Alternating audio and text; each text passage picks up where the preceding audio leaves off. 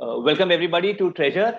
And Treasure is a unique initiative by the Burda Media India Group. It's an initiative for the jewelry sector where they're trying to create all kinds of excitement to build shine and sparkle in the industry. That's where News has collaborated with them as knowledge partner. My name is Naveen Sadarangani. I head news. I'm also called the jewelry evangelist. Today I have with me, one of India's foremost jewelry tech entrepreneurs. He's Rupesh Jain.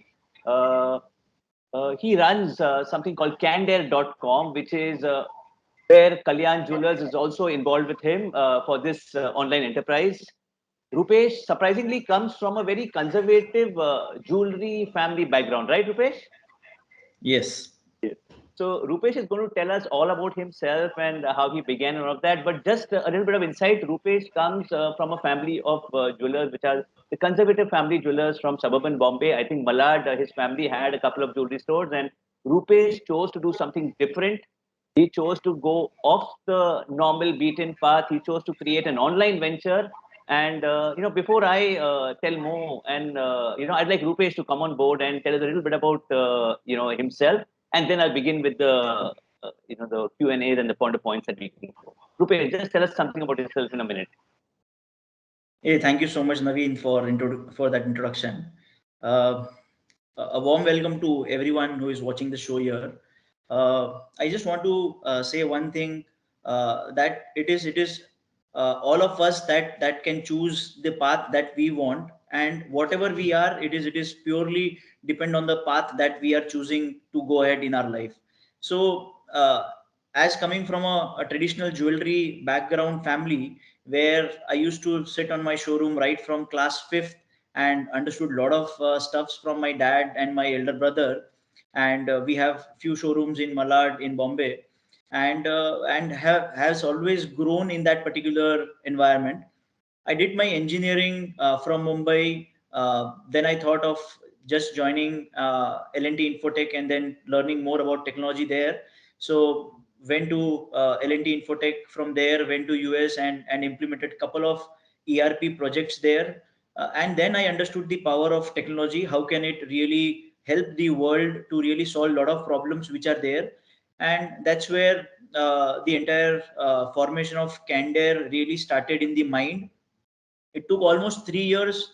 After I left L&D, I was again back to my showroom and handled the entire showroom. We converted a lot of stuff from normal things to the things that are done by corporate, converting the entire normal store to a tag management software, and then implementing ERP on the showroom, and then converting the entire jewelry into hallmarking showroom.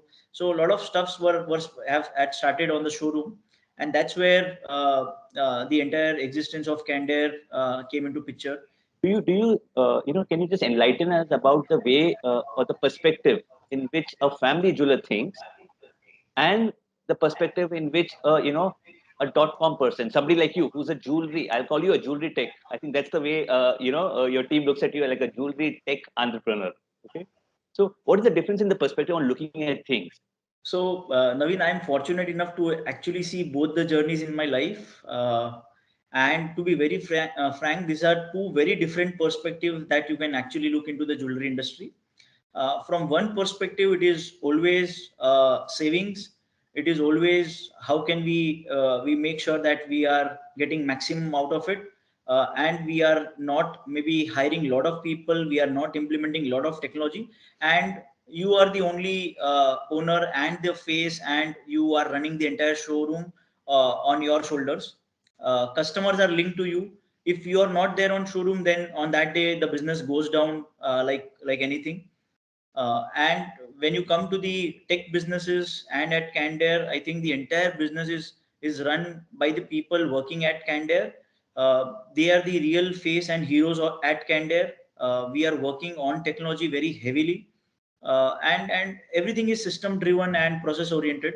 So there is nothing that is there which is manually at Candare, and so that's the biggest difference that I have seen. Making use of technology, making use of right kind of skill set and people is where there is huge difference between both the perspectives. and I cherish both of them because both comes with their own strengths. When you began, things mustn't have been very easy because finding a customer out of thin air, okay, the World Wide Web is just thin air. Okay, getting a customer out of thin air mustn't have been easy. Just throw some light on the on the beginning and on the challenges and the way you. I think you have a co-founder also when you all began, or there was somebody else also with you. How did this chemistry work, and what were the challenges there? Yeah, so when we started the business, I think it was definitely a dream as well as a vision that we really want to grow big the company. But we never knew how to grow the company big because it was our first stint of growing the business. I and my co-founder, we both met. He's a very close customer of our offline showroom, and we met together. He was also trying to do something in the tech space, in the online space, and we had a very strong background in terms of jewelry and the operations and the supply chain part of it. So we thought of collaborating with each other and really put the entire Candere.com in 2013. Right from 2013, we are only dealing in the market where we are there to solve the pain points of the market. So we are not doing anything which is outside or out of the world thing, but it is just those simple problems that we are trying to solve. And every problem that we are solving in the market, it is actually creating a new opportunity for us. So right from finding a ring size to maybe doing a virtual try on, to getting introduced to a double gold rate protection plan where people are more comfortable buying on the online space at Candere because their gold rate is protected, and a lot of other partial payment options that we have introduced. So a lot of things which are generally the pain points of our consumers, we have tried solving that. And in the start, as you rightly mentioned, it is in the thin air, and normally everyone thinks it is the world is your limit when you go to the .com business, but it is not true. To be very frank, Naveen, it is like your small mom and pop shop. First, you need to actually become a brand in that local area, in that local space, or that local station, and then you keep expanding your wings from that city to state, and then to country, and then maybe even global. So currently, we have also our footprints in US, in Middle East, in Australia. So we are growing overseas also our business.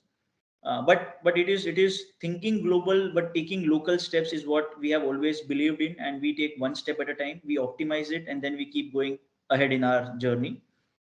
So in 2013 when we started, it was really difficult, and finding our first customer, which is really very memorable part for us, and it is very crucial thing for us because we got our first business coming from a customer in Bangalore.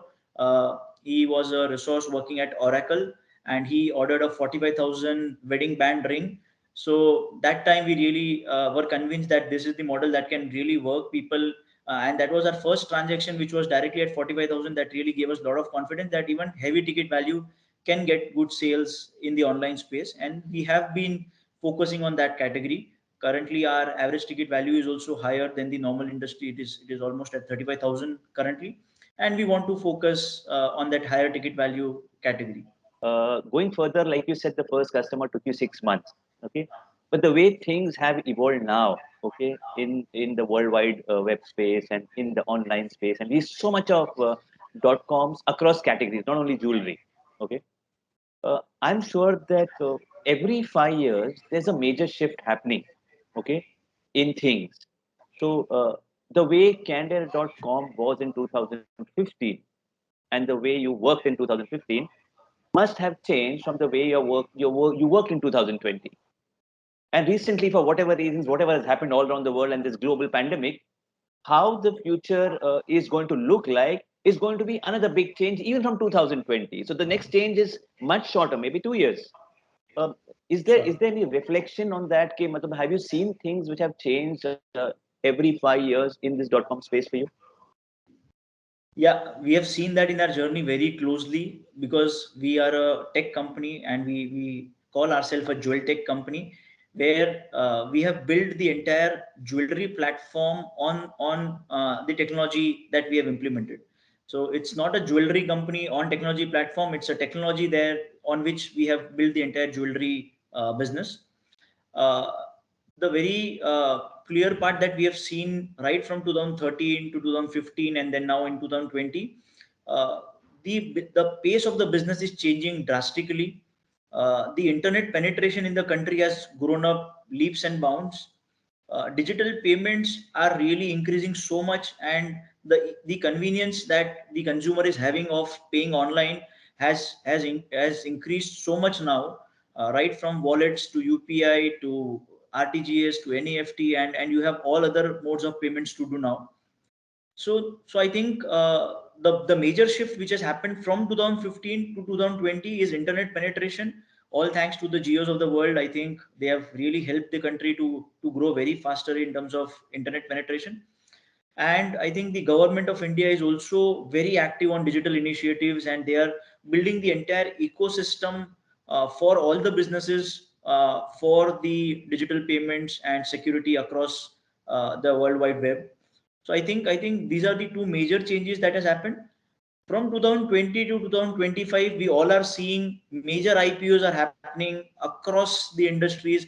Let it be a startup, right from Zomato's, and recently the Paytm and Nika and a lot of other companies have opened up their IPOs. I think from 2020 to 2025, I think it is going to be the world of IPOs for the country, and lot of good IPOs I can see coming up in next couple of years, and that is going to be a big change because Going further, you know what? A lot of next gen jewelers, jewelers have legacy. Somebody says 40 years, 50 years, somebody says 100 years, somebody even says 140 years. People say 5 generations, 4 generations. What I've noticed is when I'm interacting with retailers across the country and I have visits to smaller markets, two tier cities, even over there, uh, the youngest son who is educated and he's gone abroad for studies. That's what everybody wants to do. They want to send their kids abroad for studies to do different things.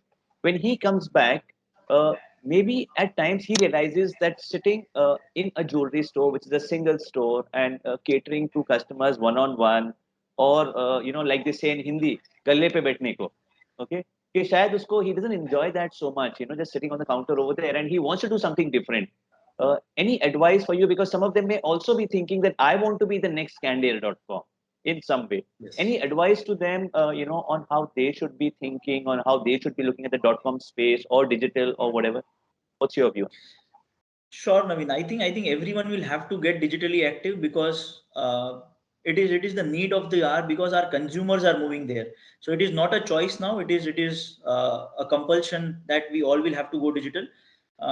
Even though customer is coming offline, but his discovery is happening online now. So if you are not present across your social media channels, across Google, Facebook, Instagrams of the world, I think you guys are going to miss a big opportunity of showing your designs to the consumers.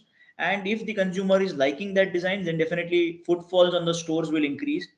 I don't say that everyone will go to the market and start a new website and then directly the new business, but let's go step by step. We can be more digitally active across social media channels so that we can interact with our consumers in a better way. We have to be more active across our WhatsApp channels so that consumers are more comfortable talking to the brand and giving their feedback.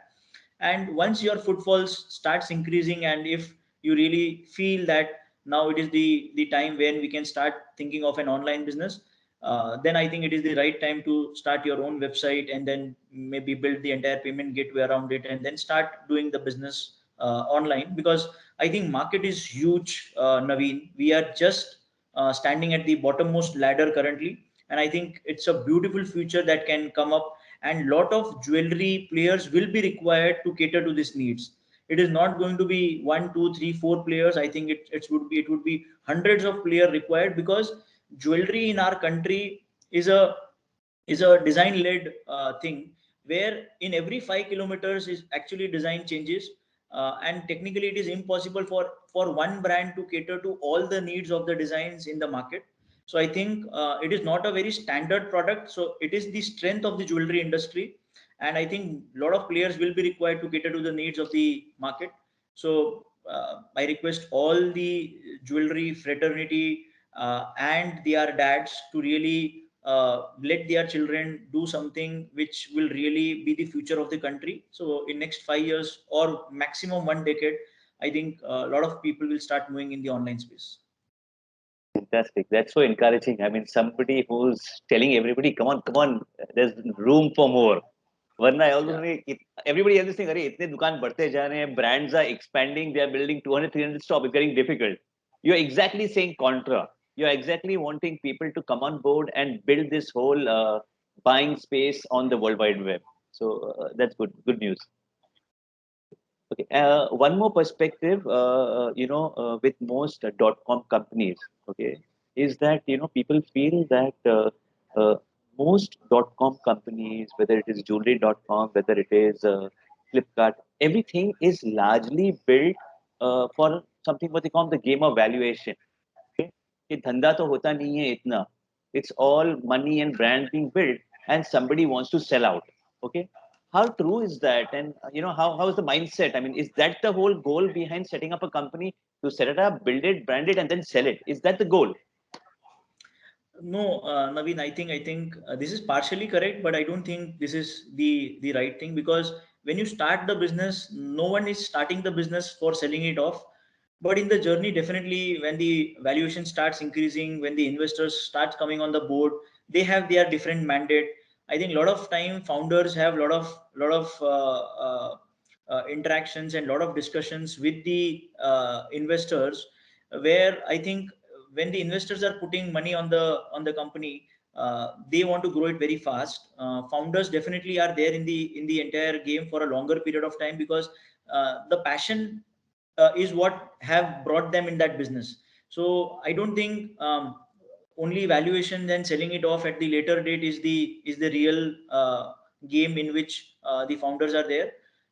They are definitely there because of the passion, because it is insane amount of energy that is required to run a .com company.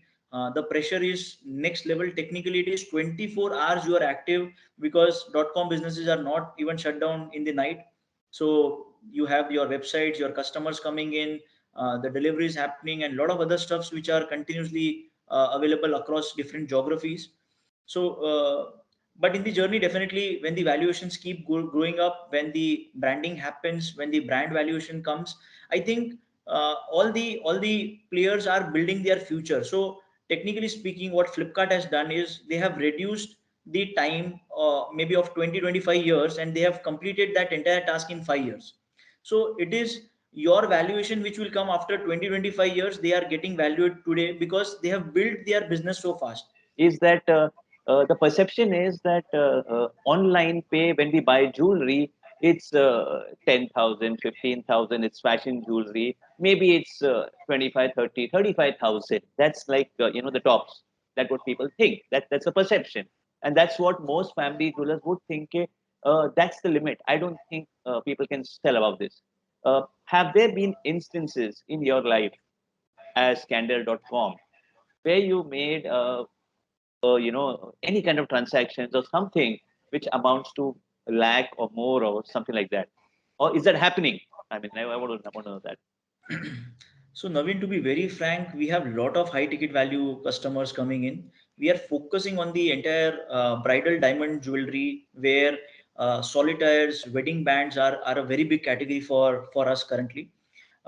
We have huge number of transactions coming for solitaire rings, and that business is growing for us month on month by 15-20%. So every year it is going by 100% for us. Normally there are a lot of transactions happening till 5 to 10 lakhs, but one transaction that I remember which was very huge for us was a 35 lakh transaction from a good family in Lucknow, where he had ordered a 5 solitaire diamond kada for his wife.